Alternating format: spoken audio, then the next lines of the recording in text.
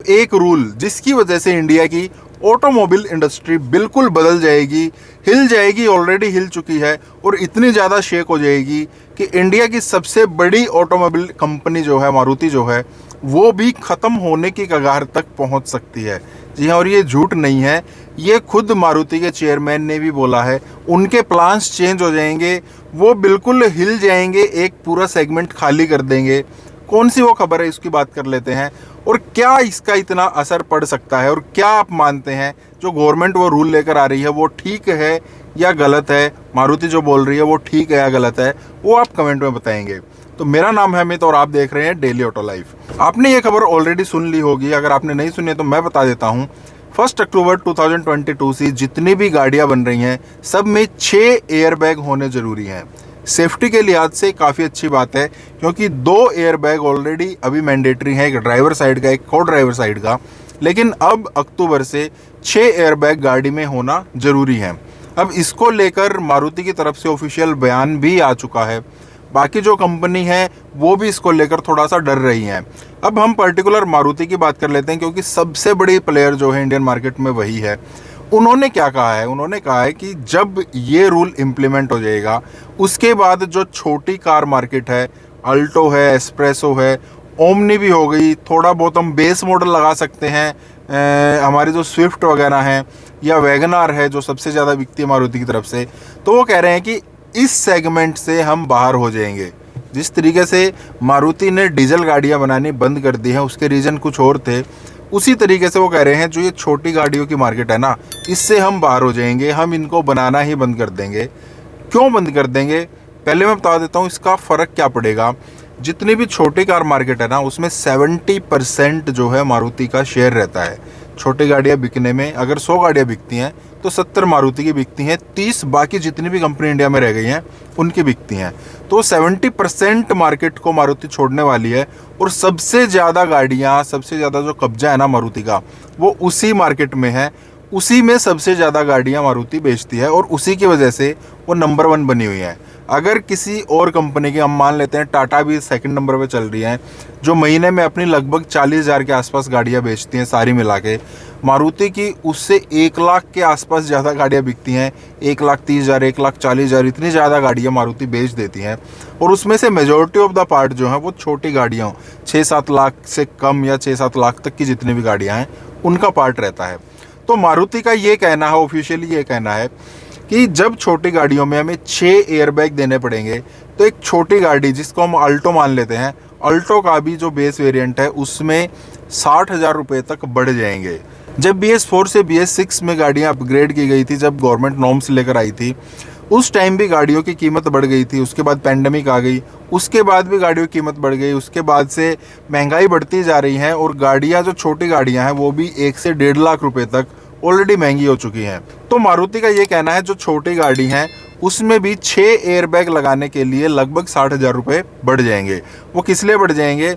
एक तो गाड़ी की स्ट्रक्चर उनको बदलनी पड़ेंगी, उसमें 6 एयरबैग फिट करने पड़ेंगे। अगर वो फूलते हैं तो ऐसा ना हो कि बिल्कुल हम यहाँ पर बैठे हैं, वो फूलेंगे और वो ड्राइवर को टकरा जाए, किसी पैसेंजर को टकरा जाए, उस वजह से गाड़ी थोड़ी सी चौड़ी भी करनी पड़ सकती है। मतलब पूरा का पूरा सिस्टम उसका बदलना पड़ेगा।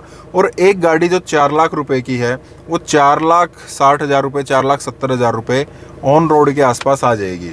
तो वो कह रहे हैं कि 60,000 रुपये तो इस चीज़ के बढ़ सकते हैं, तो जिसकी वजह से ये गाड़ियाँ आम जनता की पहुंच से दूर हो जाएंगी।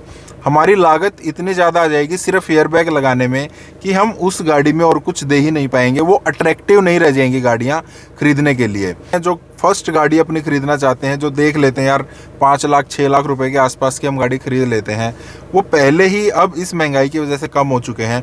और अगर ये रूल आ जाता है तो छोटी गाड़ियों की तरफ, जिनकी सेल्स ऑलरेडी डाउन है, फिर लोग बाग जाना कम पसंद करेंगे और जो 2 व्हीलर पर हैं वो 2 व्हीलर पर ही रह जाएंगे और 4 व्हीलर वाले इस सेगमेंट में आएंगे नहीं, वो अपर सेगमेंट में चले जाएंगे क्योंकि गाड़ियाँ इतनी ज़्यादा महंगी हो जाएंगी। तो मारुति का तो ये कहना है कि जो ये वाला जो रूल है, अगर गवर्नमेंट इसको रीथिंक नहीं करती है, नहीं सोचती है कि इसको हम और आगे बढ़ा सकते हैं या हम कुछ और कर सकते हैं, अगर ऐसा नहीं करती है तो हम छोटी गाड़ियाँ बनाना बंद कर देंगे, इस सेगमेंट से हम बाहर चले जाएंगे। अब मारुति अगर इस सेगमेंट से बाहर चली जाती है तो क्या फ़र्क पड़ेगा मारुति पर? देखिए मारुति का दबदबा जो है वो इसी सेगमेंट में है, मैं ऑलरेडी आपको बता चुका हूँ। अगर हम अपर सेगमेंट की तरफ चले जाते हैं, जहाँ पर हम ब्रेजा वगैरह की बात कर लेते हैं, वहाँ पर इसको अच्छी खासी टक्कर मिलती है। हुंडई की तरफ से वेन्यू भी है, टाटा नेक्सॉन जो नंबर 1 पर चल रही है, और अगर मारुति भी आ जाती है, ब्रेजा भी आ जाती है, तो उसमें भी लगभग बराबर बिकता है। उसमें ऐसा नहीं है कि एक कंपनी की 5 गाड़ियाँ बिक रही है और मारुति अपनी 50 बेच लेती है, ऐसा नहीं है। उसमें बराबर चलता है, वहाँ पर मारुति का अपर हैंड नहीं है। अब तो खासकर जब से हम सेफर गाड़ियों की तरफ थोड़ा जागरूक होना शुरू हुए हैं। अब हम बात कर लेते हैं, अगर स्विफ्ट की बात कर लेते हैं या फिर बलेनो वगैरह की बात कर लेते हैं, तो यहाँ पर भी उसको काफ़ी अच्छी खासी टक्कर मिलती है। i20 से भी मिलती है, टाटा की तरफ से भी गाड़ी आती है, पंच वगैरह आ जाती हैं। अब तो हम वैसे भी SUVs की तरफ चल रहे हैं, वहाँ पर टक्कर मिल जाती है। वोक्सवैगन की पोलो वगैरह आ जाती है, मतलब काफ़ी सारी गाड़ियाँ हैं इस सेगमेंट में भी। वहाँ पर भी मारुति अपना दबदबा उस तरीके से नहीं बनाकर रख सकती है जैसे छोटी गाड़ियों में है। तो धीरे धीरे क्या होगा, अगर मारुति छोटी गाड़ियों से बाहर निकलती है ये रूल आने के बाद, तो मारुति भी एक वैसी कंपनी, आम कंपनी की तरफ रह जाएगी। ऐसा नहीं है कि वो इतनी भर भर के गाड़ियाँ बेचेगी। और एक थोड़ा सा मतलब दिक्कत भी हो सकती है, जब छोटी गाड़ी इतनी अवेलेबल नहीं रहेंगी और गाड़ियाँ इतनी महंगी हो गई हैं, तो उनको ख़रीदना वाकई मुश्किल हो जाएगा। अब मैं वो भी बता देता हूँ कि गवर्नमेंट ने या नितिन गडकरी जी ने इस पर क्या जवाब दिया है, वो भी आप सुन लीजिए। उसके बाद थोड़ा सा आप अपना जवाब दे सकते हैं, कमेंट बॉक्स में लिख सकते हैं। अब नितिन गडकरी जी ने ये कहा है कि जो ये सेफ़र कार्स की हम तरफ चल रहे हैं, और इस पर अगर किसी भी मैन्युफैक्चरर का कोई भी बयान आया है, उन्होंने कोई भी नाम नहीं लिया है, तो उनका कहना है कि ये डबल स्टैंडर्ड की बात करते हैं। मारुति इंडिया में गाड़ियाँ बनाती हैं, स्विफ्ट भी बनाती हैं, जो बाहर एक्सपोर्ट होती है। तो उनका कहना है कि जब बाहर गाड़ियाँ एक्सपोर्ट होती हैं, उनमें वो 6 एयरबैग दे रहे हैं। बाकी जो भी एक्सपोर्ट होती है उनमें भी वो 6 एयरबैग दे रहे हैं, और भी सेफ्टी स्टैंडर्ड्स का ध्यान रख रहे हैं। और जब बात आती है इंडिया में गाड़ी बेचने की, इंडिया में बनाने की, इंडिया के लिए बनाने की, तो बोल रहे हैं हमें सब कुछ चेंज करना पड़ेगा, ये करना पड़ेगा, वो करना पड़ेगा। तो सरकार इस चीज़ को लेकर सख्त है कि हमें ये रूल इम्प्लीमेंट करना है, हमें सेफ़र गाड़ियाँ बनानी है इंडिया के लिए। और साथ में इंडिया GNCAP भी आने वाला है, जो क्रैश टेस्ट रेटिंग देगा, वो भी मैंडेटरी हो जाएगा गाड़ियों के लिए। तो उनका यही कहना है ये मैंडेटरी रहेगा, ये करना पड़ेगा। हम चाहते हैं कि भारत की सड़कें सुरक्षित रहें, और उसके लिए अगर महंगाई है तो कोई दिक्कत नहीं है, अपनी जान से ज़्यादा किसी को पैसा प्यारा नहीं होता है। तो अब आपने दोनों तरफ की बातें सुन ली हैं। इस पर जो मैन्युफैक्चरर, चाहे वो कोई भी है, मैं मारुति की बात नहीं कर रहा, चाहे कोई भी हैं, अगर वो सेफ़र कार्स नहीं बना रहे हैं तो उनको सेफ़ कार बनाने की तरफ ध्यान देना चाहिए। या आप बता सकते हैं कि मारुति ठीक कह रही है, उनको बाहर निकल जाना चाहिए, या उनको सेफ़र कार बनाना चाहिए, उसमें क्या दिक्कत है।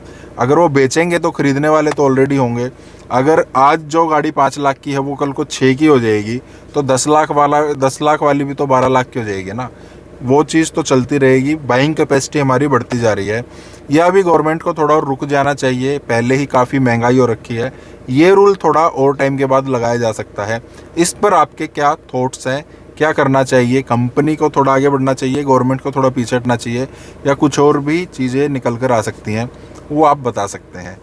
तो आज के लिए ये इन्फॉर्मेशन थी। कैसी लगी आपकी वीडियो बताइए ज़रूर। चैनल को सब्सक्राइब कर लीजिएगा ऐसी वीडियोज़ के लिए। लाइक कर दीजिए video. Thank you, bye bye.